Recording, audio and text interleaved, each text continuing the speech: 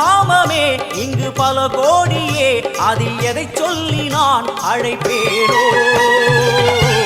எல்லாம் வல்ல தாயே, எங்கும் நிறைந்தாயே, எல்லாம் வல்ல தாயே.